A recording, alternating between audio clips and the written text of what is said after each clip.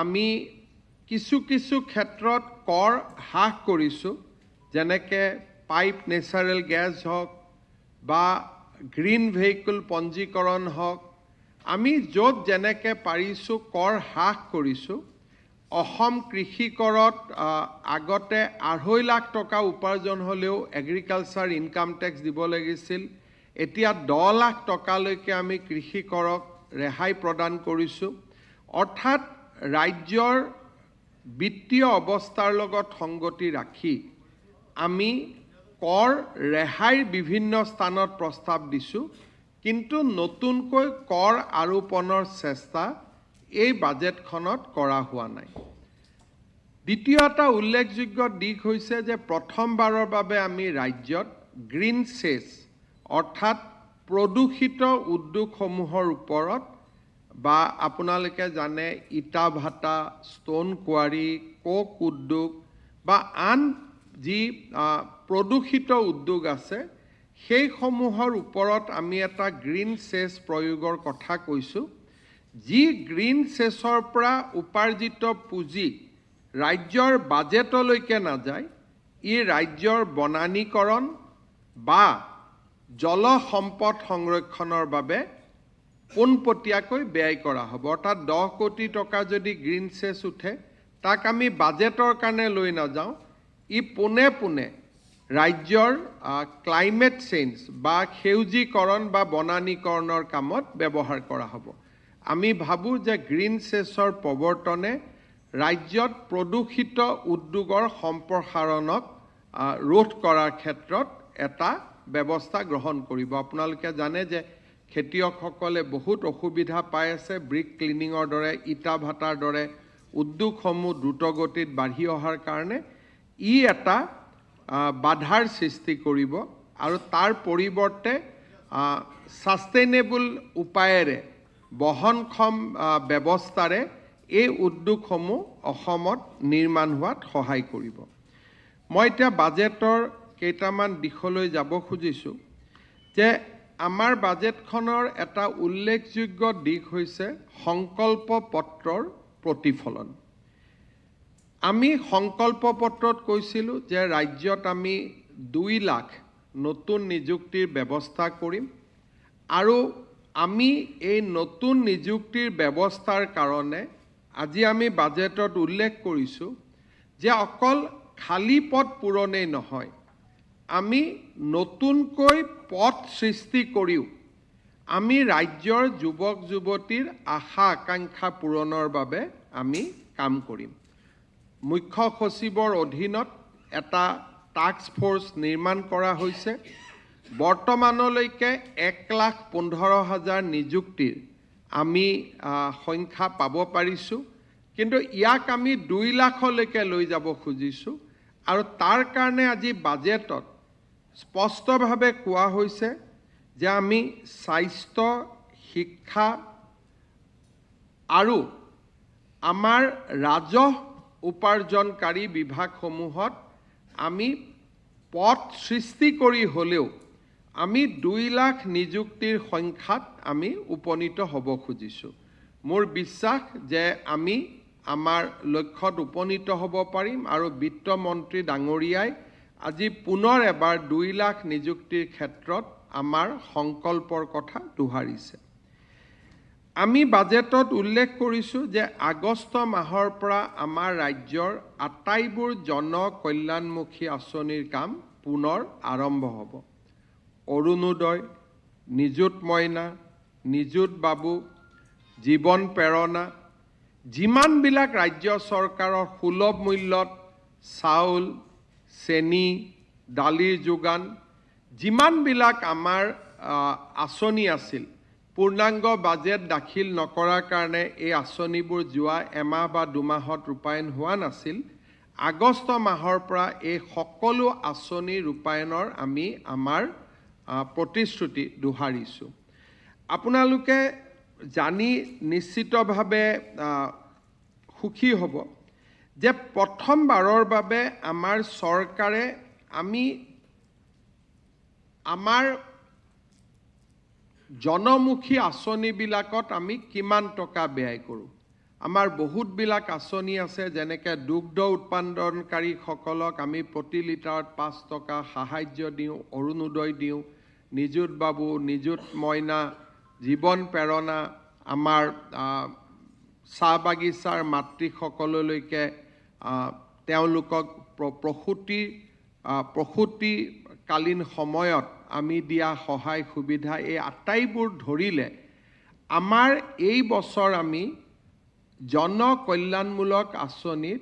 6,000 কোটি টকা আমি ব্যয় কৰিম। এই সংখ্যাটো অসমৰ দৰে এখন ৰাজ্যৰ কাৰণে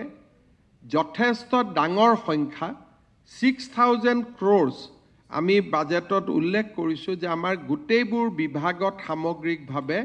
আমি অৰুণোদয়কে ধৰি আমাৰ ফ্লেগশ্বিপ স্কিমবিলাকৰ ক্ষেত্ৰত আমি 6,000 কোটি টকা আমি খৰচ কৰিম। ইয়াত এটা উন্নয়নমূলক আঁচনিবিলাকত এটা সৰুকৈ টুইষ্ট দিয়া হৈছে, আপোনালোকে লক্ষ্য কৰিছে। মই অকণমান সকলোৱে বুজাকৈ ৰাষ্ট্ৰীয় দৰ্শকৰ কাৰণেও ক'ব খুজিছোঁ। पहला बार असम सरकार ने एक सिद्धांत लिया है कि जो भी व्यक्ति पॉलीगेमी में इन्वॉल्व होगा उनको सरकार से कोई स्कीम नहीं मिलेगा। जो भी व्यक्ति बहुविवाह में लिप्त होगा उनको सरकार का द्वारा दिया गया कोई भी स्कीम का सुविधा असम में नहीं मिलेगा। साथ साथ में हमने ये भी बता दिया है कि कोई भी व्यक्ति पॉलीगेमी में इन्वॉल्व होगा उनको, अगर वो सरकारी कर्मचारी है, तुरंत सरकार उनको काम से बर्खास्त करेगा। साथ में हम ये भी बताया है हमारा बजट में, हमें जो ये हजारों करोड़ रुपया हम लोगों को हम देने का काम करता हूँ, शिक्षा या महिला उत्तरण जैसा कोई भी स्कीम में, अगर उनका क्रिमिनल एंटीसीडेंट होगा तब भी वो स्कीम का योग्य पात्र विवेचित नहीं होगा। मीन्स पॉलीगेमी, बहुविवाह, क्रिमिनल एंटीसीडेंट वाला लोगों को हैंड्सफोर्थ सरकारी स्कीम से वंचित किया जाएगा। অসমে নাৰী অধিকাৰৰ ক্ষেত্ৰত অকল অৰুণোদয়ৰ জৰিয়তে নহয়, লাখপতি বাইদেউৰ জৰিয়তে নহয়, আজি আমি আৰু এটা ঐতিহাসিক সিদ্ধান্ত লৈছোঁ যে বহু বিবাহত জড়িত কোনো ব্যক্তিয়ে কোনো ধৰণৰ চৰকাৰী আঁচনি নাপাব। সি প্ৰধানমন্ত্ৰীৰ আৱাসে হওক, বিনামূলীয়া চাউলে হওক বা সি অৰুণোদয়ৰ দৰে আঁচনিসমূহে হওক। চ' total outgo for the welfare schemes will be 6,000 crores. অসমৰ যাতায়াতৰ ক্ষেত্ৰত এই বাজেটখনে অত্যন্ত গুৰুত্ব দিছে আৰু যাতায়াত বুলি কওঁতে আমি অকল পথ বুজোৱা নাই, পথ, ৰেল আৰু Airways, highways, railways, Airways. Asom Mala 4 1, 2, 3 পিছত 10,000 কোটি টকা খৰচেৰে আমি অসমমালা 4 প্ৰস্তাৱ দিছোঁ। 800 কিলোমিটাৰ যিটো আপোনালোকে অসমমালাৰ ৰাস্তা দেখিছে, প্ৰায় 9 মিটাৰ বহলৰ আমি ৰাস্তা বনাওঁ। আমি 800 কিলোমিটাৰ নতুন ৰাস্তা নিৰ্মাণৰ প্ৰস্তাৱ দিছোঁ। ভাৰত চৰকাৰৰ বিবেচিত হৈ থকা কেইবাটাও আঁচনিৰ কথা আমি উল্লেখ কৰিছোঁ। বাইহাটা চাৰিআলিৰ পৰা মিছন চাৰিআলি, তেজপুৰ, গুৱাহাটী এয়াৰপৰ্টৰ পৰা জালুকবাৰীলৈকে এলিভেটেড কৰিডৰ, নগাঁও, মৰিগাঁও আৰু দৰঙৰ মাজত ব্ৰহ্মপুত্ৰৰ ওপৰত এখন দলং। এই গোটেই আঁচনিবিলাক ৰাজ্য চৰকাৰৰ অংশীদাৰিত্বৰে, অৰ্থাৎ ভূমি অধিগ্ৰহণ, ৰয়েলটি, GST, এই গোটেইবিলাকৰ ক্ষেত্ৰত আমি ভাৰত চৰকাৰৰ সৈতে ডাবল ইঞ্জিন চৰকাৰৰ যিটো মানদণ্ড, সেই মানদণ্ডৰে আমি আগবাঢ়িম।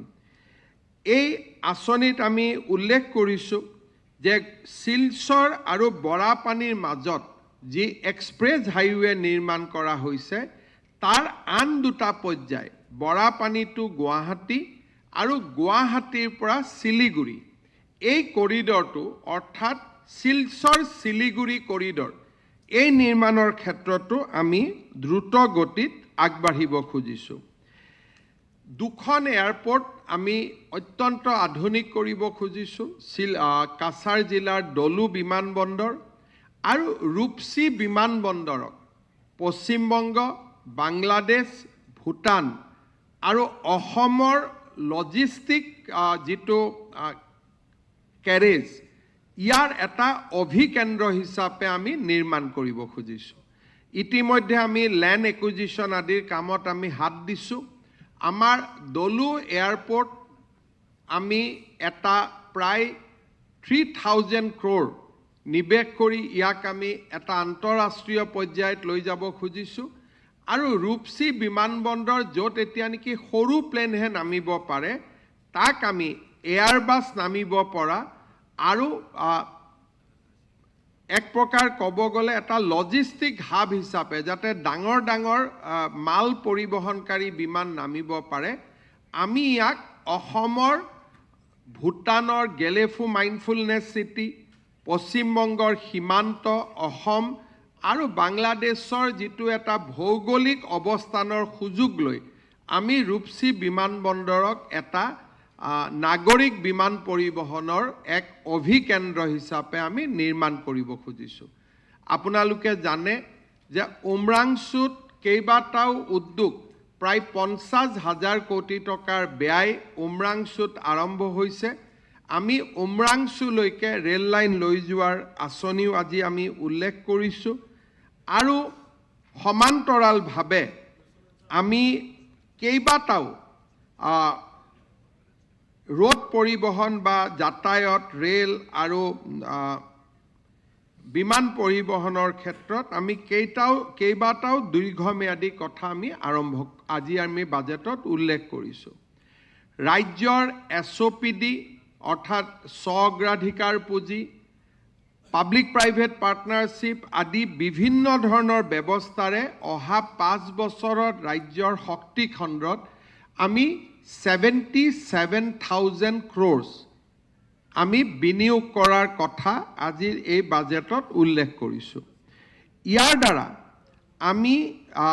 137 মেগাৱাট নতুন গ্ৰীণ এনাৰ্জি ক্ষুদ্ৰ জলবিদ্যুৎ প্ৰকল্পৰ দ্বাৰা আমি আহৰণ কৰিব খুজিছোঁ 4,900 মেগাৱাট সৌৰ শক্তিক আমি পাম্প ষ্টৰেজৰ মাধ্যমেৰে পিক আৱাৰ্ছৰ বাবে আমি সংৰক্ষণ কৰিব খুজিছোঁ আৰু সৌৰ শক্তিৰ লগতে বেটাৰী ষ্টৰেজ তাৰ জৰিয়তে আমি সৌৰ শক্তিক সন্ধিয়া ব্যৱহাৰ কৰিব পৰাকৈ উপযুক্ত কৰি নিৰ্মাণ কৰাকে আদি কৰি আমি ৰাজ্যৰ শক্তি খণ্ডত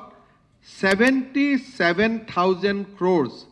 আমি বিনিয়োগৰ কথা বাজেটত কৈছোঁ আৰু এই প্ৰায়বোৰ বিনিয়োগ ইতিমধ্যে আমি বহু দূৰ আগুৱাই গৈছোঁ এনেকুৱা নহয় যে ই এটা প্ৰস্তাৱত আছোঁ আমি বহু দূৰ ইয়াক আমি ইতিমধ্যে আগুৱাই গৈছোঁ আজিৰ বাজেটত আমি গুৱাহাটীৰ নতুন স্যাটেলাইট চিটিখনৰ বিষয়ে উল্লেখ কৰিছোঁ 7,200 বিঘা মাটিত নতুন স্যাটেলাইট চিটি নিৰ্মাণৰ প্ৰস্তাৱ কৰা হৈছে আপোনালোকে নিশ্চয় বুজি পাব যে উত্তৰ প্ৰদেশৰ বিকাশ নয়ডা নহলেও কেতিয়াও এই ধৰণে বিকাশ সম্ভৱ নহলহেঁতেন কলিকতাত নিউ টাউন নহলে কলিকতা এতিয়ালৈকে চক হৈ গ'লহেঁতেন আৰু হাৰিয়ানাত গুৰগাঁও নাথাকিলে হাৰিয়ানাৰ কেতিয়াও বিকাশ সম্ভৱ নহলহেঁতেন আজি আমি বাজেটত স্পষ্টভাৱে উল্লেখ কৰিছোঁ যে satellite city will be 100% government projects ইয়াতে বেলেগ কাৰো অংশীদাৰিত্ব নাথাকিব আৰু গুৱাহাটী বিমানবন্দৰক কেন্দ্ৰ কৰি আমি তাৰ চাৰিওফালে 7,200 বিঘা মাটিৰে আমি এটা স্যাটেলাইট চিটি নিৰ্মাণৰ প্ৰস্তাৱ আমি এই বাজেটত আগবঢ়াইছোঁ আৰু ইতিমধ্যে ল্যান্ড একুইজিশ্যনৰ কাৰণে আৰু প্ৰায় 2100 কোটি টকা আমি ইয়াতে ধাৰ্য কৰিছোঁ বাট total cost of land acquisition will be 6,000 crores কিন্তু এবছৰতে সম্ভৱ নহয়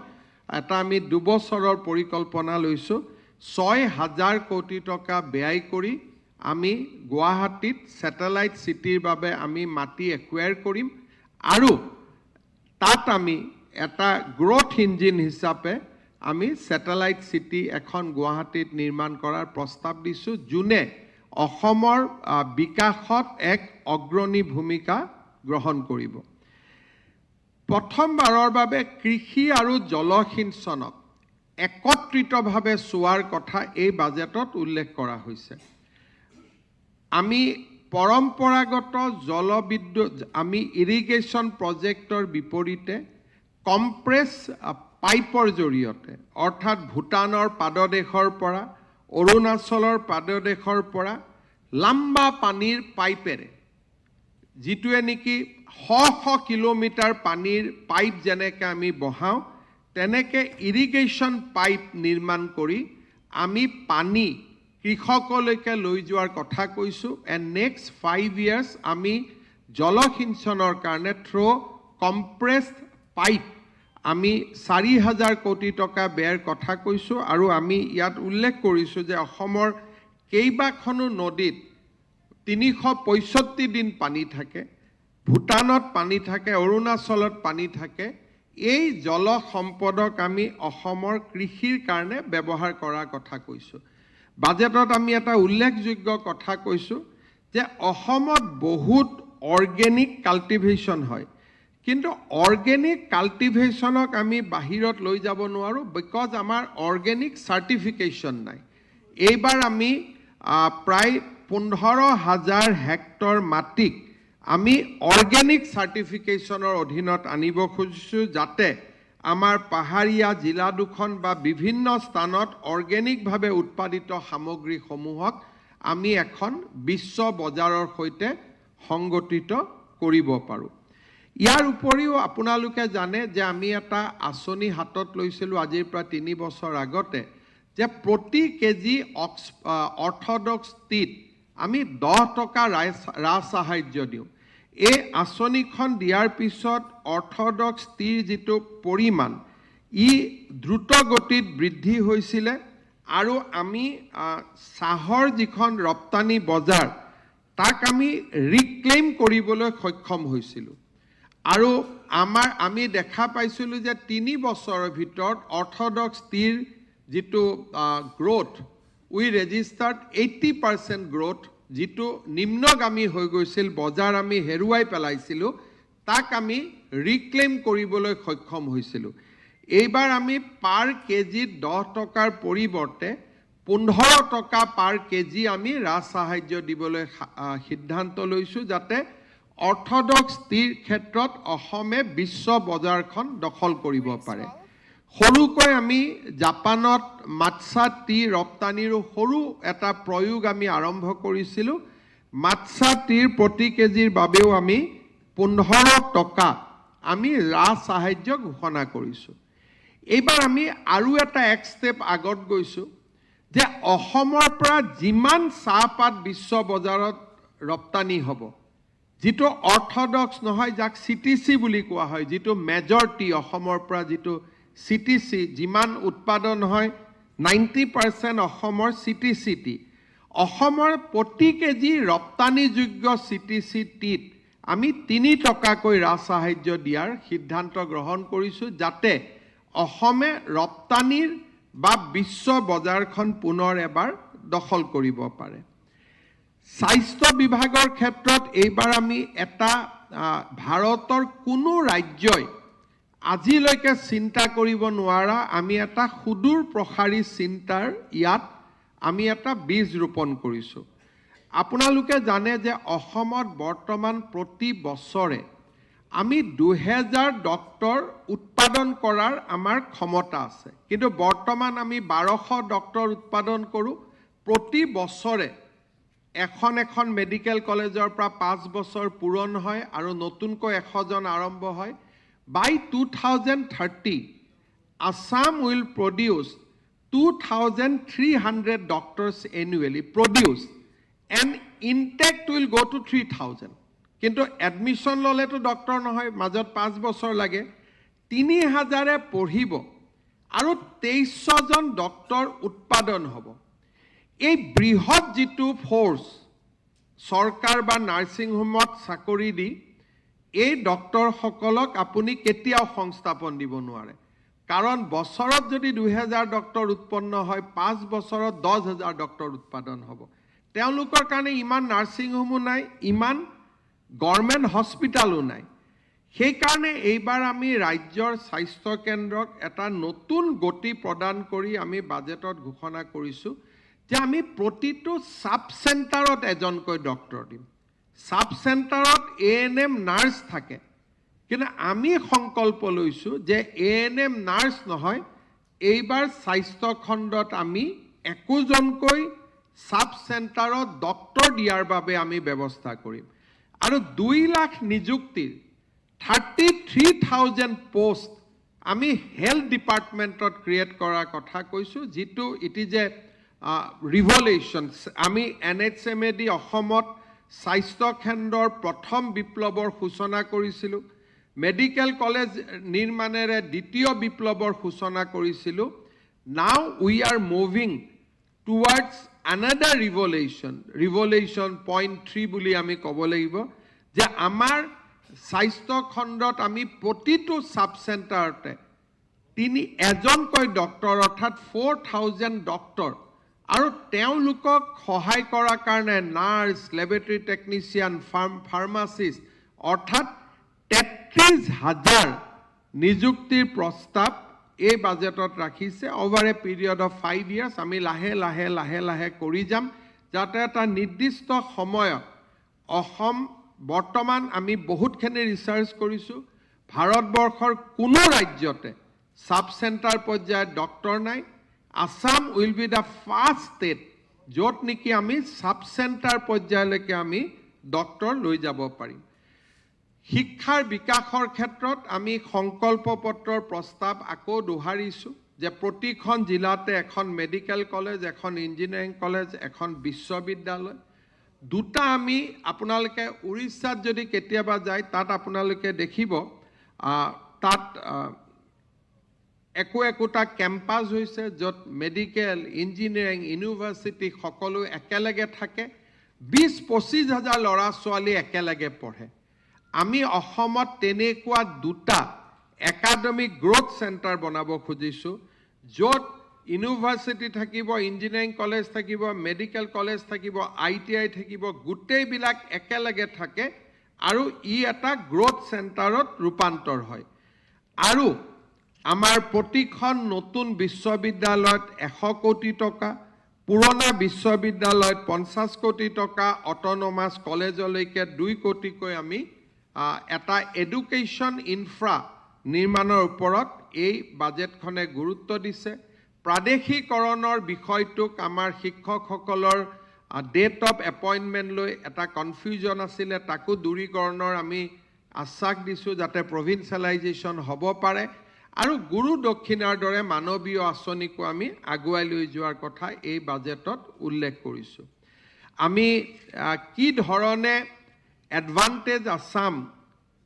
0.2 জৰিয়তে ৰাজ্যত 1 লাখ নিবনুৱা যুৱক যুৱতীৰ কৰ্মসংস্থাপনৰ বাট মুকলি কৰিবলৈ সক্ষম হৈছো তাৰ বিষয়েও আমাৰ বাজেটত উল্লেখ আছে মিছন বসুন্ধৰা 4 আমি 25 জানুৱাৰীৰ পৰা আৰম্ভ কৰিম 25 ডিসেম্বৰৰ পৰা যি আমি সুশাসন দিৱস হিচাপে পালন কৰো আৰু বিভিন্ন সময়ত ৰাজ্যৰ ব্যক্তিসকলৰ মিছন বসুন্ধৰাৰ ওপৰত দিয়া পৰামৰ্শ 2 মাহ আমি ষ্টেক হোল্ডাৰ কনসালটেশ্যন কৰিম কৃষক গাঁৱৰ লোক সকলোৰে লগত কথা পাতি যে মিছন বসুন্ধৰাক আৰু কেনেকৈ ইমপ্ৰুভ কৰিব পাৰি আমি থ্ৰু ষ্টেক হোল্ডাৰ কনসালটেশ্যন মিছন বসুন্ধৰাখনক আমি আৰু অধিক জনমুখী কৰাৰ প্ৰস্তাৱ কৰিম সিএম ট্ৰিপল এৰ জৰিয়তে আৰু 50,000 যুৱকক 2 লাখকৈ আৰ্থিক সাহায্য আৰু ইতিমধ্যে সাহায্য পাই থকা যুৱকসকলক ক্ৰমাগতভাৱে আঁচনিখনৰ বাজলৈ লৈ যোৱাৰ কথা আমি এনাউন্স কৰিছো লাখপতি বাইদেউৰ ক্ষেত্ৰত আগতে গ্ৰুপে লোন পালে তাৰ ৰেজিষ্ট্ৰেচন আদি চৰকাৰে ৰেহাই দিছিল এইবাৰ আমি উল্লেখ কৰিছোঁ গ্ৰুপ নহয় ইণ্ডিভিজুৱেল বাবেও যদি কোনোবা আই মাতৃয়ে লাখপতি বাইদেৱে বেংকৰ পৰা লোন পায় আমি ষ্টাম্প ডিউটি আদি সম্পূৰ্ণ ৰেহাই দিম আৰু 9 লাখ লাখপতি বাইদেৱে লোন পাব যাতে পাৰে তাৰ কাৰণে আমি ক্ৰেডিট গ্যাৰেণ্টি ফাণ্ডৰ আমি নিৰ্মাণ কৰিম আমাৰ ৰাজ্যৰ দুটা আমি ডাঙৰ আঁচনি হাতত লৈছোঁ যে লাচিত বৰফুকনৰ ওপৰত এখন কমাৰ্চিয়েল ফিল্ম যেনেকৈ শিৱাজীৰ ওপৰত কমাৰ্চিয়েল ফিল্ম নিৰ্মাণ হৈছে তাৰ তেনেকুৱা কমাৰ্চিয়েল ফিল্ম কৰিবৰ কাৰণে বাজেট 200-300 কোটি টকাৰ প্ৰয়োজন আমি থ্ৰু এ ট্ৰান্সপাৰেণ্ট সিলেকশ্যন প্ৰচেছ লাচিত বৰফুকনৰ ওপৰত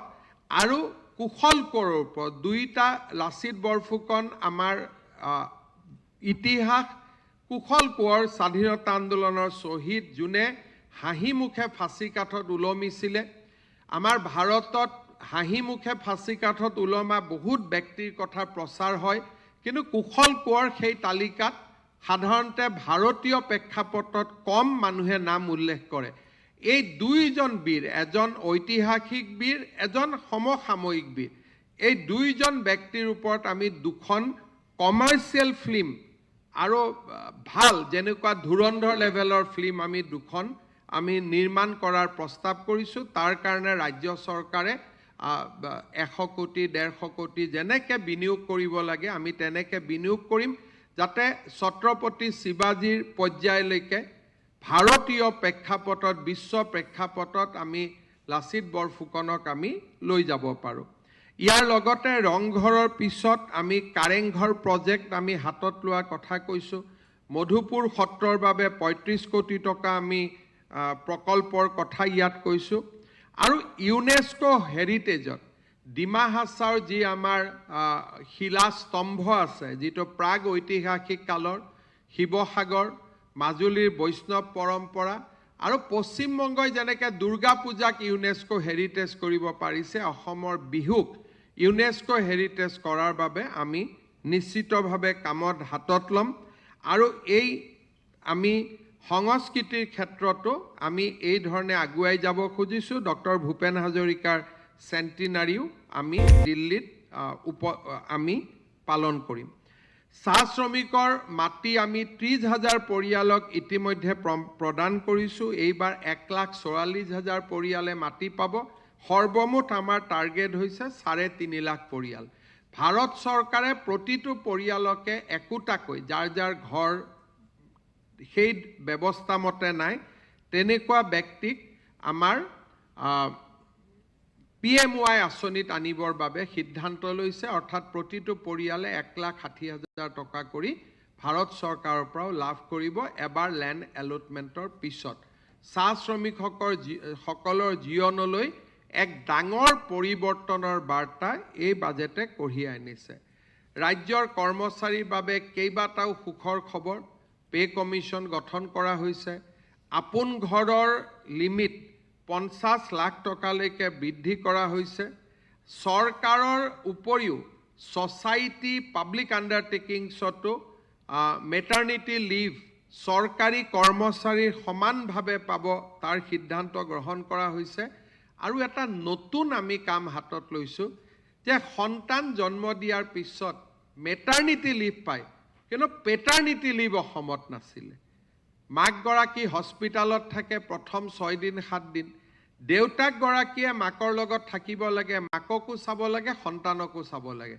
তাৰ কাৰণে তেওঁলোকে কেজুৱেল লিভ লয় সেইকাৰণে এইবাৰ আমি কৈছোঁ যে এটা সন্তান জন্ম পোৱাৰ পিছত বা জন্ম হোৱাৰ পিছত পিতৃজনেও 2 সপ্তাহৰ বাবে পেটাৰ্নিটি লিভ পাব আমাৰ ৰাজ্যৰ কৰ্মচাৰীৰ বাবে ই আৰু এক সুখৰ বাতৰি আমি অসমখনক আগবঢ়াই লৈ যোৱাৰ ক্ষেত্ৰত ই আৰু এক সুখৰ বাতৰি বিদেশী লেংগুৱেজৰ জৰিয়তে অসমৰ যুৱ প্ৰজন্মক এক গোলকীয় মানদণ্ডৰ সম্পদ হিচাপে নিৰ্মাণ কৰা জাৰ্মান লেংগুৱেজ জাপান লেংগুৱেজ যিমান ল'ৰা ছোৱালীয়ে জাপানিজ লেংগুৱেজ শিকিব জাৰ্মান লেংগুৱেজ শিকিব প্ৰতিগৰাকী ল'ৰা ছোৱালীক আমি 1.5 লাখ টকাৰ ৰাজ সাহায্যৰ কথা এই বাজেটত আমি উল্লেখ কৰিছোঁ যিয়ে আমাৰ ল'ৰা ছোৱালীক ফৰেন লেংগুৱেজ পঢ়াৰ ক্ষেত্ৰত আমাক প্ৰেৰণা যোগাব ডিব্ৰুগড়ৰ বাবে 500 কোটি টকাৰ ঘোষণা গুৱাহাটী মেডিকেল কলেজত প্ৰটন থেৰাপি ইতিমধ্যে আমি বহু দূৰ আগুৱাই গৈছোঁ আমাৰ ৰাজ্যৰ প্ৰিমিয়াম ফাৰ্ম প্ৰডাক্টসমূহক GI টেগ আৰু আমাৰ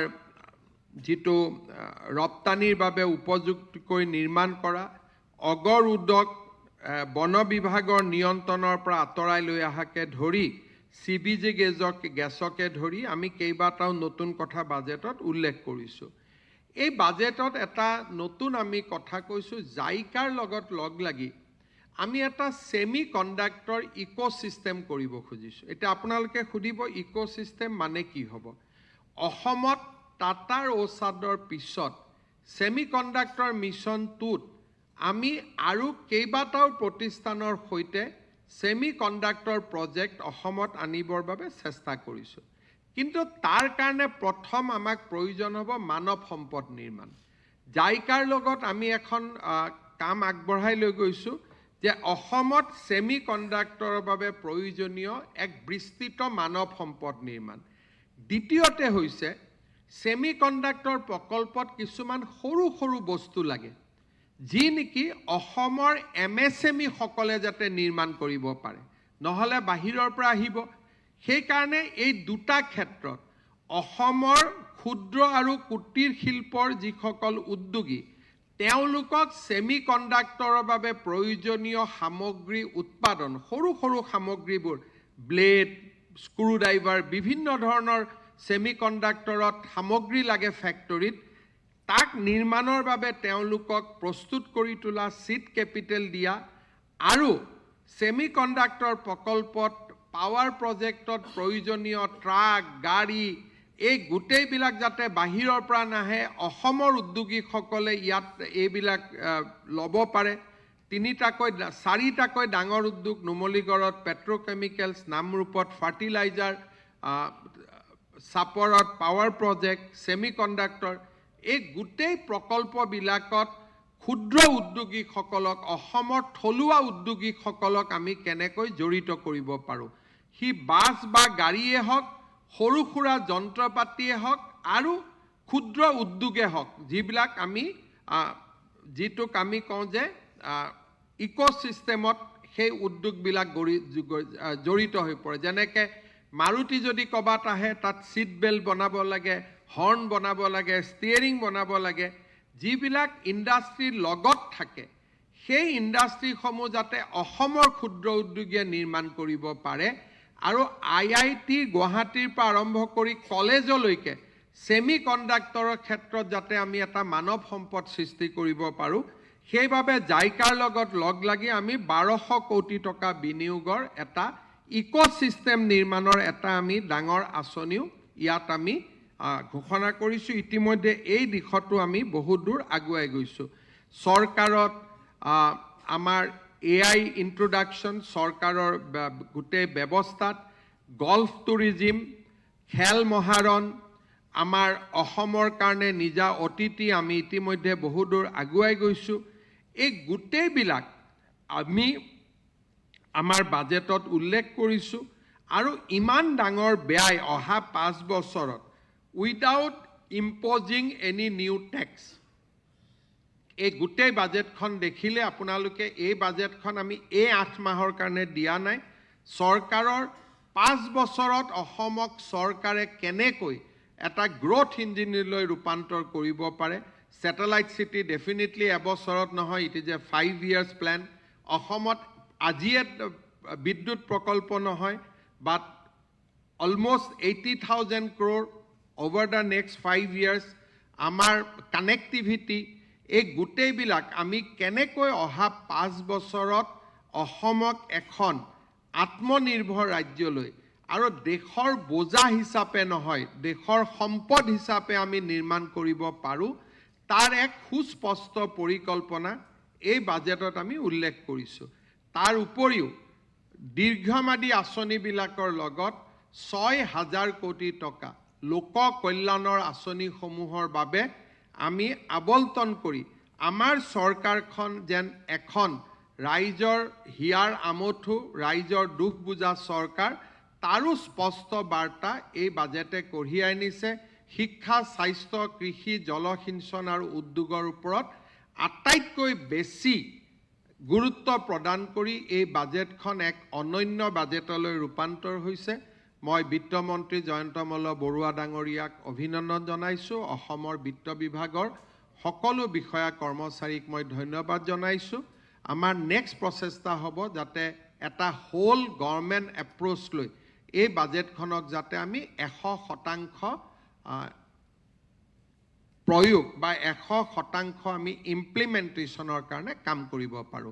আপোনালোকে যদি কিবা প্ৰশ্ন কৰিব খোজে কৰিব পাৰে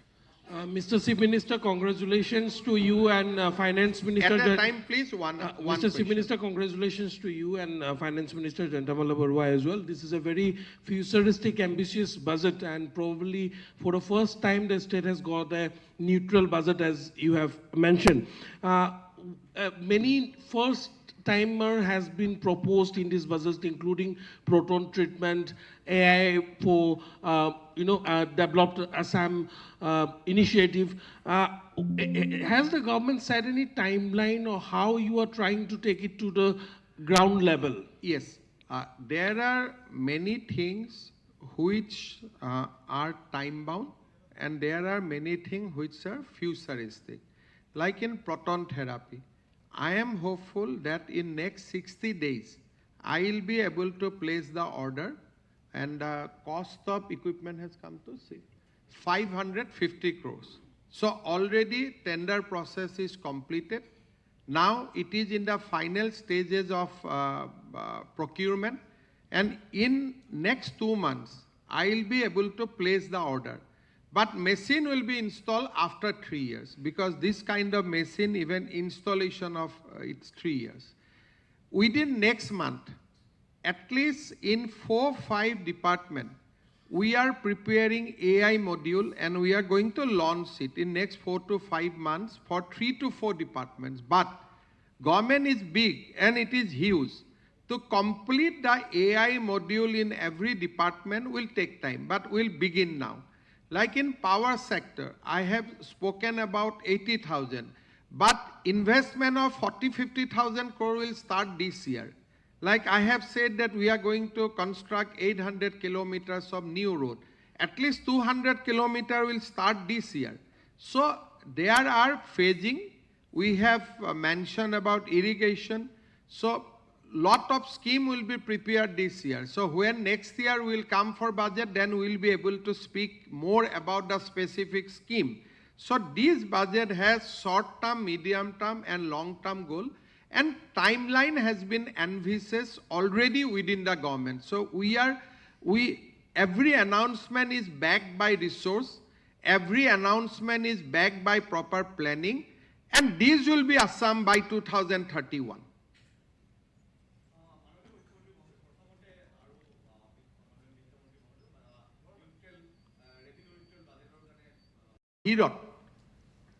চৰকাৰী চাকৰি যাতে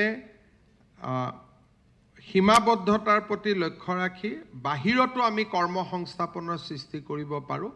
বাজেটত তাৰ বিষয়ে আমি দীঘলীয়াকৈ কৈছো আপোনালোকে বিভিন্ন ক্ষেত্ৰত চাব পাৰিব মুখ্যমন্ত্ৰী মহোদয় ব্যৱসায় বাণিজ্যৰ ক্ষেত্ৰত আমাৰ অসমৰ যুৱক যুৱতীৰ যেটো ইচ্ছাটো কিছু কম সেই ক্ষেত্ৰত কিবা বিশেষ মই আপোনালোকক ক'লোৱে নাই যোৱা বছৰ আমি 1 লাখ ল'ৰা ছোৱালীক 2 লাখকৈ টকা দিছো এই 5 বছৰত আমাৰ টাৰ্গেট হৈছে 10 লাখ ল'ৰা ছোৱালীক আমি প্ৰস্তুত কৰা প্ৰপাৰ ট্ৰেইনিং আৰু উইদাউট বেংক 2 লাখ টকাৰ সিড মানি তাৰ পিছত মুদ্ৰা আদি বেংকৰ লোনৰ সৈতে জড়িতকৰণ CM Triple Eight বহুত ভাল কাম হৈ আছে কেতিয়াবা আপোনালোকক মই মাতি মোৰ লগত বহুত ভিডিও আছে আপোনালোকক মই দেখুৱাম আপোনালোকে খুব ভাল পাব এটা প্যাৰেলেল ৰিভলিউচন এটা অসমত আৰম্ভ হৈছে আৰু কোনো লৰাই মোবাইল ফোন বা বাইক কিনা নাই লৰা বা ছোৱালী ইয়াতে দুটা মডেল আমি ইতিমধ্যে আমাৰ আগবাঢ়ি গৈছে আমাৰ প্ৰথম টেন্ডাৰটো হৈ গল এটা হৈছে কনষ্টেলেশন তাৰ মানে সৰু সৰু উপগ্ৰহ আৰু এটা হৈছে ডাঙৰ উপগ্ৰহ এতিয়া ইছৰো বা আন সংস্থাৰ লগত আমাৰ চলি আছে যে অসমৰ কাৰণে কোনটো মডেল আটাইতকৈ প্ৰয়োজনীয় ফাৰ্ষ্ট ৰাউণ্ড অফ টেণ্ডাৰ ইতিমধ্যে কমপ্লিট হৈ গৈছে মই অহাবাৰ লগ পালে আপোনালোকক আপডেটটো আৰু অলপ দি দিম Mr. Chief Minister, congratulations for the very forward-looking budget that has been presented. There are two key areas in this budget where I think doesn't mention, this budget doesn't mention. One is your plans of flood-free Assam. Another is the sewage management in Guwahati. Beyond this budget, does the government has any plans on these two? We have more or less in budget opening speech we have said after achieving flood-free Assam. So according to us, now breaching of embankment has become almost nil. Etia banpani amar code hoy ase.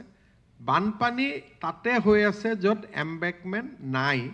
ba noi parot embankment and between the river, embankment and river. Last year we have not suffered any major setback. This year also we hope that there will be very least breach of embankment. So in this budget, instead of paining our grief, we are shifting people focus towards hope. More you say about flood, people will say, oh, flood to aa jayega, kaise krishi karega? Flood to aa jayega, kaise road banayega? So in this budget, we are not enumerating our pain, our misery. That is why we have mentioned a line that after achieving more or less Ban-Mukt Assam, we are now shifting towards irrigation and agriculture. We have talked about water, but not in terms of pain and misery. We have talked about water, about the potential, about the opportunity. So we'll keep on fighting flood.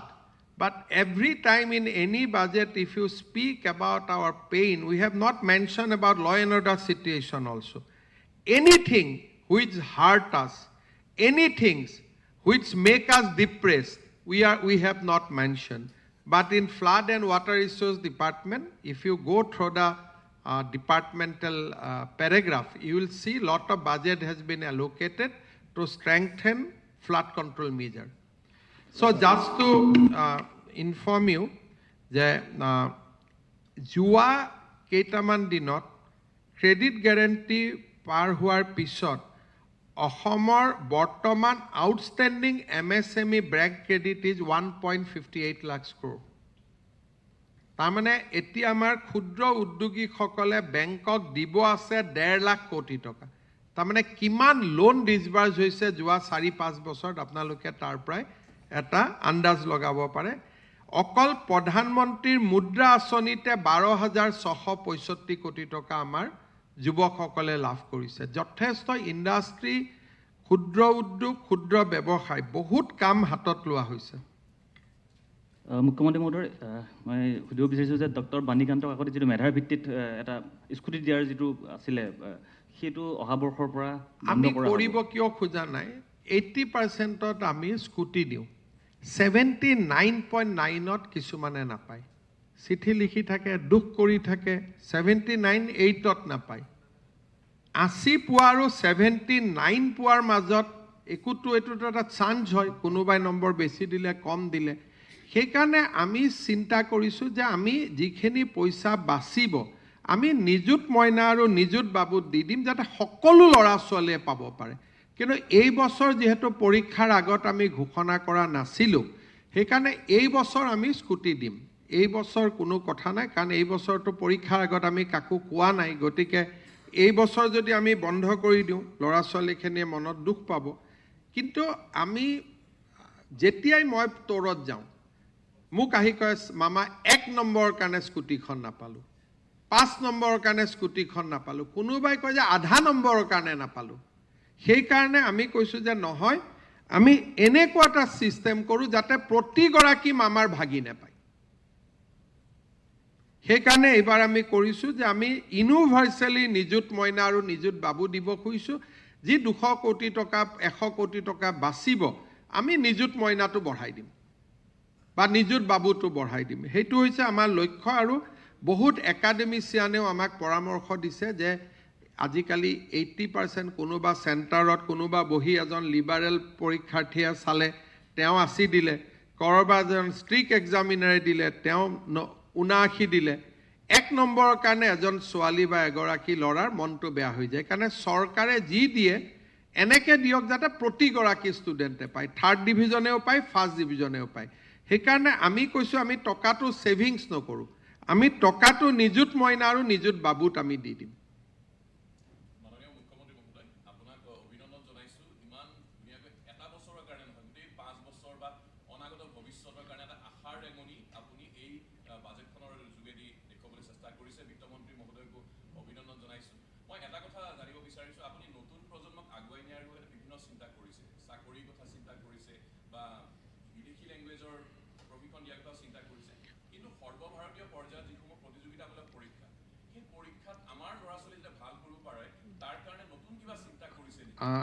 বাজেটত আমি যুৱ আয়োগৰ কথাও উল্লেখ আছে, কিন্তু সবখিনি বাজেটত প্ৰথম পইণ্টখিনিত কোৱা সম্ভৱ নহয়। যুৱ আয়োগে যথেষ্ট সফলতা লাভ কৰিছে মেডিকেল ইঞ্জিনিয়াৰিং, তেওঁলোকে এবাৰ IAS IPSতো কাম কৰিব, তাৰ কাৰণে আমাৰ বাজেটো আছে যুৱ আয়োগত, আৰু কেতিয়াবা সেই বিষয়ে আমি ডেফিনেটলি পাতিম। কিন্তু বাজেটত আমি usually we speak about the majority of people, যি এনাউন্সমেণ্টে বহু মানুহক স্পৰ্শ কৰিব পাৰে। হ'ব মুখ্যমন্ত্ৰী এটা প্ৰশ্ন সৰুকে, তাৰমানে জাগিৰোড পেপাৰ মিলত ছেমি কণ্ডাক্টৰ হ'ল, কাছাৰ পেপাৰ মিলক লৈ তাত বৰাকৰ মানুহখিনিৰ এটা থাকেই যায়, তেওঁলোকৰ কাৰণে কিবা আমি সেই মাটিখিনিও বহুত উদ্যোগীক দেখুৱাই আছোঁ, কিন্তু উদ্যোগটো চৰকাৰে নকৰে, উদ্যোগ ব্যৱসায়ীয়ে কৰে। সেইকাৰণে অসমত যিয়ে ডাঙৰ মাটি খোজে প্ৰথম আমি কাছাৰটোকে দেখুৱাওঁ, কিন্তু মই ভাবোঁ যে উদ্যোগীকৰণ গুৱাহাটীৰ পৰা আঁতৰি যাবৰ কাৰণে তাত এটা স্পেচিফিক মেটেৰিয়েল থাকিব লাগিব। সেইকাৰণে বেম্বু বেছ উদ্যোগত যিসকল আহিছে, বেম্বুৰ পৰা ইথানেল বনোৱা, মিথানেল বনোৱা, আমি কাছাৰ পেপাৰ মিলটো আমি দেখুৱাই আছোঁ, কিন্তু উদ্যোগীজনেহে ঠিক কৰিব যে মই ক'ত উদ্যোগ পাতোঁ। কাৰণ এতিয়া যি উদ্যোগ আহিব, ভাৰতত পাব্লিক ছেক্টৰ উদ্যোগ নাহে, যি আহিব প্ৰাইভেট ছেক্টৰ উদ্যোগ আহিব। সেইকাৰণে মই ভাবোঁ যে নেক্সট 5 ইয়াৰ্ছত আমি আজিৰ দিনতে, এইটো বহুত কম্পিটিশ্যন হয় আজিকালি, এটলিষ্ট 4-5টা নতুন ছেমি কণ্ডাক্টৰে আমাৰ লগত টাচত আছে। কিন্তু আমাৰ লগত টাচত থকা মানে এইটো নহয় যে তেওঁলোকে পশ্চিমবংগৰ লগত টাচত নাই, তেওঁলোকে উৰিষ্যাৰ লগত টাচত নাই, গুজৰাটৰ লগতো টাচত নাই, তেওঁলোকে ঘূৰি থাকে, য'তেই ভাল দেখিব তাতেই যায়। সেইকাৰণে মাজে মাজে অসমত কেতিয়াবা কেতিয়াবা আন্দোলনৰ পৰিৱেশ, ছ'চিয়েল মিডিয়া পোষ্ট, এইবিলাকে আমাক বহুত পিছুৱাই লৈ যায়। আজি ধৰক এই মুহূৰ্ততে এটা জাপানৰ কোম্পানী আহিলে, আগত আৰু পিছত কি নাচায়, 4 দিনত যদি তেওঁলোক থকা সময়তে ইয়াত বিপ্লৱ এটা হৈ গ'ল, তাৰমানে উদ্যোগটো উৰিষ্যালৈকে গুচি গ'ল। কাৰণ উৰিষ্যা ইজ এ ষ্টেট য'ত ক'তো আন্দোলন নহয়, তাত মানে আন্দোলনৰ নামেই নাই। কোনোবাই অসমত আহিলে ইয়াত আন্দোলন দেখিলে চিধাই প্লেনৰ টিকট উৰিষ্যালৈকে কাটি দিয়ে। গতিকে আমি উদ্যোগীকৰণ, ফৰেন ইনভেষ্টমেণ্টৰ ক্ষেত্ৰত আমাৰ যিবিলাক সমস্যা, জাপানৰ প্ৰধানমন্ত্ৰীক আমি আনিব নোৱাৰিলোঁ, তাৰ পিছতো জাইকা ইক'ছিষ্টেম মই যেনে তেনে আমি এম্বেচিক লগ কৰা, অমুক লগ কৰা, সামহাউ উই আৰ মেইনটেইনিং, কিন্তু তেখেত আহিলে আৰু কিমান কাম হ'লহেঁতেন। গতিকে কিন্তু আমাৰ দুৰ্ভাগ্য যে এইবিলাক কথা কৈও যিবিলাক মোৰ দৃষ্টিত বহুত প্ৰয়োজনীয় নহয়, সেইবিলাকে আমি আলোচনা কৰি থাকোঁ। সেইকাৰণে মাইণ্ডছেটটো মুখ্যমন্ত্ৰীৰ বদলিলে নহ'ব, ইট হেজ টু গ' ডাউন দ্য লাইন, আৰু সকলোৱে তাত সহযোগিতা কৰিব লাগে। কাৰণ দিছ ইজ এ কম্পিটিটিভ ৱৰ্ল্ড। বহুত মানুহে কৈ থাকে আদানী আম্বানী অসমত কিয় আহিব? মইতো বিচাৰোঁ তেওঁলোক আহক, কাৰণ এজন আদানী আহিলে, এজন আম্বানী আহিলে 1 লাখ কোটি টকা, তাৰমানে মিনিমাম 40,000 এমপ্লয়মেণ্ট। আপোনালোকে যদি আদানী আম্বানীৰ বিৰুদ্ধে লিখি থাকে তেওঁ কিয় আহিব? কিন্তু উৰিষ্যাৰ পেপাৰত কোনেও নিলিখে, আপোনালোকে উৰিষ্যাত যাব কোনেও নিলিখে। এইকেইদিন পশ্চিমবংগত আদানীয়ে এখন হস্পিটেলত ইনভেষ্ট কৰিব খুজিছে, তাৰ কাৰণে গোটেই ৰাজ্যখন উৎসাহিত হৈ আছে। যে আদানীয়ে 2000 কোটি টকা ইনভেষ্ট কৰিব এখন হস্পিটাল বনাব গোটেই ৰাজ্যখন ছ'চিয়েল মিডিয়া মেলিবই নোৱাৰি ৰাজ্যখন উৎসাহিত হৈ আছে ইয়াতে কেইজনমানৰ লগত যেন আদানী আম্বানীৰ মাটিৰ কাজিয়াহে আছিল আগত তেনেকৈ লিখা আৰম্ভ কৰে ক'ৰ পৰা আহিব সেইকাৰণে this is a competitive world প্ৰতিযোগিতাক আমি নিজে ভাবোঁ যে আমি অসম শ্ৰেষ্ঠ উৰিষ্যাৰ জনে ভাবে আমিও শ্ৰেষ্ঠ মাজৰ মানুহজনে আহি সিদ্ধান্ত লয় যে কোনখন ৰাজ্য শ্ৰেষ্ঠ সেইকাৰণে মই ভাবোঁ যে কণ্ডাক্টিভ এটমস্ফিয়াৰ আমি যদি ৰাখিব পাৰোঁ উদ্যোগীকৰণৰ প্ৰবাহ এটা আৰম্ভ হৈছে ইয়াক যদি 4-5 ইয়াৰ্ছ ৰাখিব পাৰোঁ অসম চেঞ্জ হৈ যাব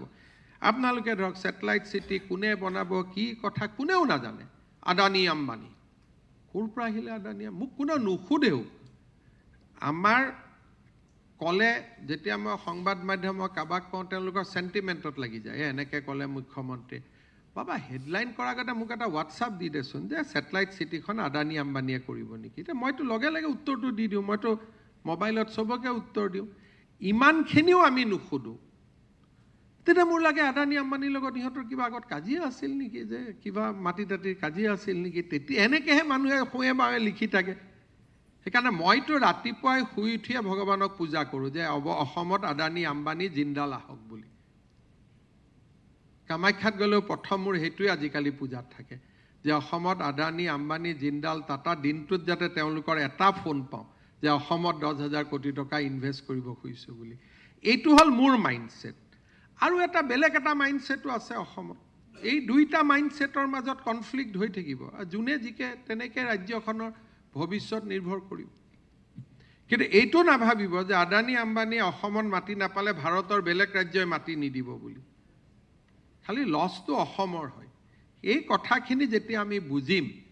তেতিয়াই মই ভাবোঁ যে আমি বহুত কাম কৰিব পাৰিম আগতে কোন মুখ্যমন্ত্ৰী আছিলে যোনে ক'ব পাৰে 80,000 কোটি টকা অকল পাৱাৰতে ইনভেষ্ট কৰিম আহি আমি ৰাজ্যখনে এটা অৱস্থা পাইছোঁ কিন্তু অহা 5 বছৰ কোনোবা এজন মুখ্যমন্ত্ৰীয়ে ক'ব যে আমি 2 লাখ কোটি টকা ব্যয় কৰিম অসমত পাৱাৰ ছেক্টৰত সেই পৰ্যায়লৈকে অসম গৈ আছে মাত্ৰ আমি এটা পৰিৱেশ নিৰ্মাণ কৰিব লাগে সিমানে কথা এতিয়া আজি আপোনালোকক কওঁ আমাৰ গণেশগুৰিৰ ফটোখন লৈ ফটোখন চৰকাৰে মুচিছিলে নেকি দুজন পেইণ্টাৰে মোৰ লগত ষ্টেটমেণ্ট আছে দুজন পেইণ্টাৰে থানাত ষ্টেটমেণ্ট দিলে যে এইখনটো জুবিনৰ ফটো যেন নালাগে সেইকাৰণে আমি মুচি দিছোঁ দুজন পেইণ্টাৰ কিন্তু মুছলিম নহয় অসমীয়া ল'ৰা এটা সেই দুজনৰ মই নাম আপোনালোকক প্ৰকাশ কৰিম আপোনালোকে ইণ্টাৰভিউ ল'ব যে তাত চৰকাৰে মুচিব দিছিল নেকি ঠিকাদাৰজনো অসমীয়া আৰু তিনিওজনে জুবিনৰ ভক্ত তেওঁলোকে ক'লে আমি সুধিলোঁ কিয় মুচিলি বোলে এইখনতো দাদা জুবিন বুলিতো আমি ভবা নাছিলোঁ দুইজন অসমীয়া মই চিপিক কৈ দিম আপোনালোকে নামটো ল'ব দুইজন অসমীয়া মিস্ত্ৰী কোনো বাংলাদেশী মিয়া নহয় শুদ্ধ অসমীয়া আৰু কন্ট্ৰেক্টৰজনো শুদ্ধ অসমীয়া ডেকা তেওঁলোকে মুচিলে আমি গধূলি সুধিলোঁ ভাই কিয় মুচিলি তেতিয়া তেওঁলোকে ক'লে যে এইখনটো জুবিনদাৰ ফটো যেন লগা নাই কাৰণে মুচি দিলোঁ আমিতো নাজানো এইখন জুবিনৰ ফটো বুলি এটা ময়ো যদি ৰং মিস্ত্ৰী হ'লোহেঁতেন আজি থকা ফটোখনতো জুবিন গাৰ্গৰ দৰে নালাগে জুবিনৰ ফটো এখন সামাজিক নিয়মে কি কয় যে জুবিন গাৰ্গৰ ফটো এখন গৰিমা গাৰ্গে অফিচিয়েলি ৰিলিজ কৰিব যে এইখন জুবিনৰ আনুষ্ঠানিক পৰ্ট্ৰেইট হ'ব সব মানুহে সেইখন আঁকিব আঁকাততো আপত্তি নাই কি কৈছিল ষ্টেটমেণ্ট ল'ব যে তুমি না আঁকিবা আমি এজন ভাল আৰ্টিষ্টৰ হতুৱাই জুবিনৰ ফটোখন ইয়াত আঁকিম তেওঁ কোন হয় ফটো আঁকিব গতিকে মই সব ডিচিক অৰ্ডাৰ দি দিছোঁ সব এছপিক অৰ্ডাৰ দি দিছোঁ এই পাৰ্টিটোৱে যদি ফ্লাইঅভাৰত ফটো উঠে দে উইল বি এৰেষ্টেড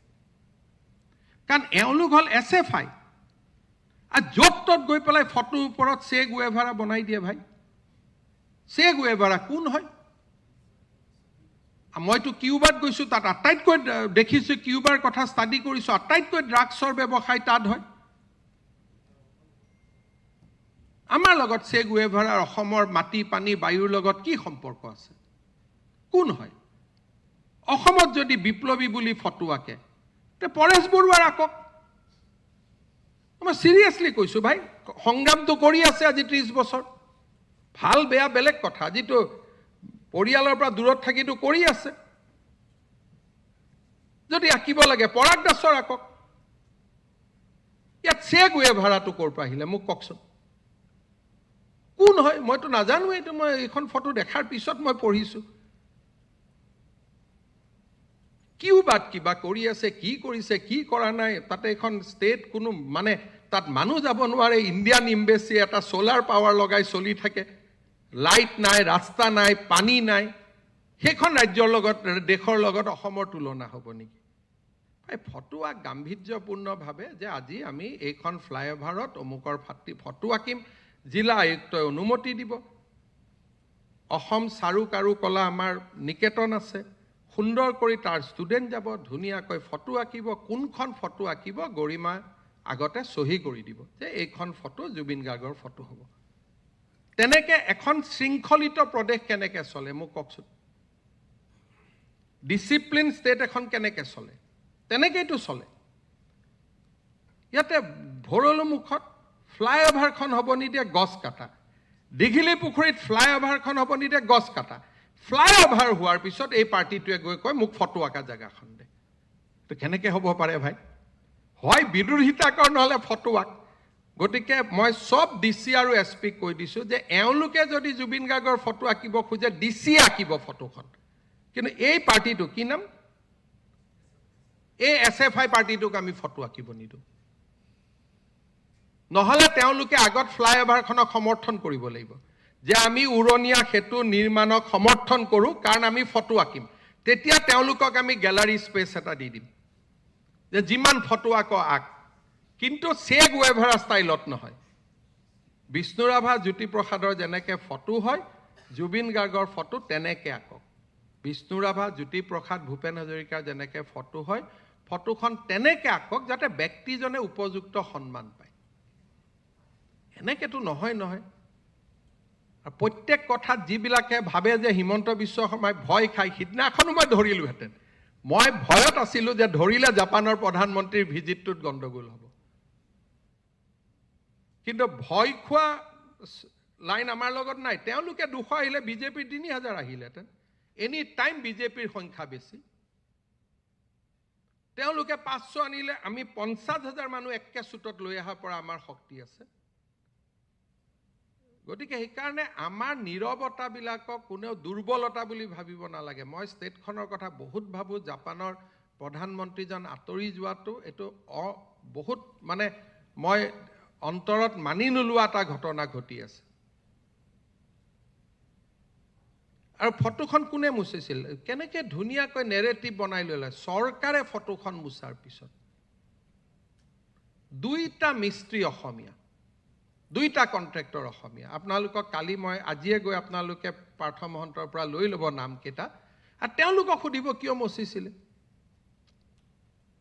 কোনেওতো এটাও ইণ্টাৰভিউ নল'লে, এটা টিভিয়েওতো ইণ্টাৰভিউ নল'লে। সেই মানুহ দুজনক থানাতে বহি আছিল যে হিমন্ত বিশ্ব শৰ্মাই মচিব লগাই দিছিলে নেকি আপোনালোকক, কোনোবা ইঞ্জিনিয়াৰ মচিব লগাই দিছিল নেকি। একেবাৰে লিখিয়ে দিলে যে চৰকাৰে মচিব। চৰকাৰৰ জুবিন গাৰ্গৰ লগত কি আছে? চৰকাৰেতো জুবিন গাৰ্গৰ কাৰণে চব কৰি আছে। সমাধি বনোৱাৰ পৰা সিদিনা 25,000 টকা পৰ্যন্ত মহিলাখিনিক দিয়াৰ পৰা আমিতো চব জুবিনৰ কাৰণে কৰি আছোঁ। কোৰ্টত স্পেচিয়েল হিয়াৰিঙৰ পৰা ভাল উকিল লগোৱাৰ পৰা আমিয়েতো চব কৰি আছোঁ। আন কোনে কৰি আছে? গতিকে এই কথাটো মই এইটো কনটেক্সটত ক'লোঁ যে অসমত এই কণ্ট্ৰাডিকশ্যনবিলাক থাকিব। প্ৰথম ফ্লাইঅভাৰৰ বিৰোধিতা কৰিব, ফ্লাইঅভাৰখন হ'লে ফটো মুচিব। আমি এনেকুৱা বিচাৰোঁ যে ফ্লাইঅভাৰখনৰ বিৰোধিতা নকৰিব, ফ্লাইঅভাৰখনত কওক যে আমি চিত্ৰাংকন কৰিব খোজোঁ, আমাৰ কাৰণে গেলাৰী এটা ডিজাইনত ৰাখিব। আমিতো এটা ধুনীয়াকৈ গেলাৰী এটা ডিজাইনত ৰাখিম। লক্ষ্মীনাথ বেজবৰুৱাৰ ফটো আঁকক, ভূপেন হাজৰিকাৰ ফটো আঁকক। আৰু স্থান আৰু জাগাৰ বহুত মহত্ব আছে। সেই যিটো জাগাত জুবিন গাৰ্গৰ ফটো আঁকা হৈছে তাত আন মানুহৰ তাত স্মৃতি জড়িত হৈ আছে গণেশগুৰি বোমা বিস্ফোৰণৰ তাত কিহৰ ফটো আঁকিব লাগে তাত সন্ত্ৰাসৰ বিৰুদ্ধে ফটো আঁকিব লাগে সেই জাগাখিনিত কাৰণ তাত অসমীয়া মানুহৰ তেজ জড়িত হৈ আছে বোমা বিস্ফোৰণত আৰু তাৰ পৰা দূৰত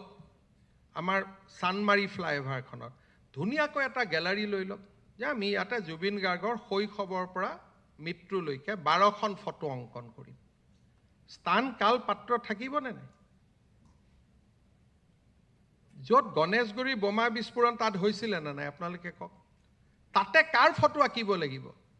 তাত ফটো আমি আঁকিব লাগিব সেই 15জন ব্যক্তি য'ত তাত মৃত্যু হৈছে তাতে কাৰ ফটো আঁকিব লাগিব সন্ত্ৰাসৰ বিৰুদ্ধে যে অসমে কেতিয়াও সন্ত্ৰাস নামানে সেই জাগা হ'ল গণেশগুৰিত তাৰ পিছত চানমাৰী ফ্লাইঅভাৰলৈকে যাওক সুন্দৰ জাগা তাত জুবিনৰ শৈশৱৰ পৰা একেবাৰে মৃত্যুৰ সময়লৈকে ধুনীয়াকৈ কলেজ আঁকক ফটো আঁকক ধুনীয়াকৈ বনাওক বোলে উলুবাৰীত আমি ভূপেন হাজৰিকা আঁকিম বোলে আমি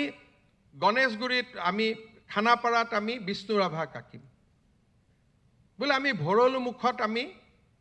জ্যোতিপ্ৰসাদক আঁকিম কোনখন চৰকাৰে বাধা দিব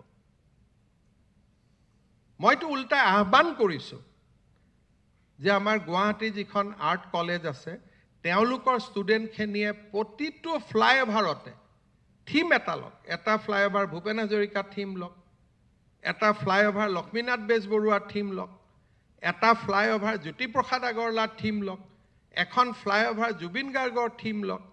এটা ফ্লাইঅভাৰ ডক্টৰ ভূপেন হাজৰিকাৰ থিম লওক এখন ফ্লাইঅভাৰ জয়ন্ত হাজৰিকাৰ থিম লওক আৰু ধুনীয়াকৈ গেলাৰী বনাওক না কোনে বেয়া পায় কওকচোন এই নেতিবাচক চিন্তাবিলাক অসমত বন্ধ হ'ব লাগিব যেতিয়ালৈকে নেতিবাচক চিন্তা বন্ধ নহয় তেতিয়ালৈকে নহয় আৰু মইতো আজিয়ে কৈ দিছোঁ যে অসমত মই নামানো মই স্বীকাৰ নকৰোঁ বা মই কণ্ডেম কৰোঁ কিন্তু কোনোবাই যদি বিপ্লৱী বুলি কেতিয়াবা কাৰোবাৰ ফটো আঁকিব লাগে অসমীয়া বিপ্লৱী হিচাপে পৰেশ বৰুৱাৰ আঁকক চে গুৱেভাৰাৰ আঁকি লাভ নাই মোৰ চিধা কথা যদি বিপ্লৱী হিচাপত চাব খোজে কি ক'ৰ পৰা এটা টুপি টুপি পিন্ধাই কি হালত কৰি দিলে চিন্তা কৰকচোন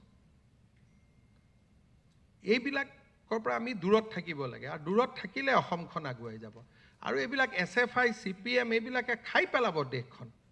সেইকাৰণে কোনোবাই ভাবি যায় হিৰো হৈছে কোনদিনা মই NSAত ভৰাই দিম ঠিক নাই মই খাতি তাতি নকৰোঁ কিন্তু সিদিনাখন মই ৰখিলোঁ অকল জাপানৰ প্ৰধানমন্ত্ৰী আহিব বুলি জুবিনৰ ফটো মুখ্যমন্ত্ৰীয়ে গৈ নিজে আঁকিব ময়ো অলপ ৰং লগাই আহিম জুবিনৰ লগত আমাৰ শত্ৰুতা আমি নাই নহয় জীৱনকালত জুবিনক বেয়া পোৱা মানুহবিলাকে আজিকালি জুবিনক ভাল পায় আৰু আমাৰ দৰে জীৱনকালত ভাল পোৱা মানুহবিলাকক বেয়া পোৱা বনাই দিছে গতিকে এইটো ছিষ্টেমৰ পৰা আমি দূৰত যাব লাগিব কিবা আছে যদি সোধক নহ'লে সামৰণি মাৰোঁ হ'ব আপোনালোকেও চাই চিতি এইবিলাক কৰি থাকিব অসমখন ভাল হ'ব লাগে মোৰ কথা ইমানেই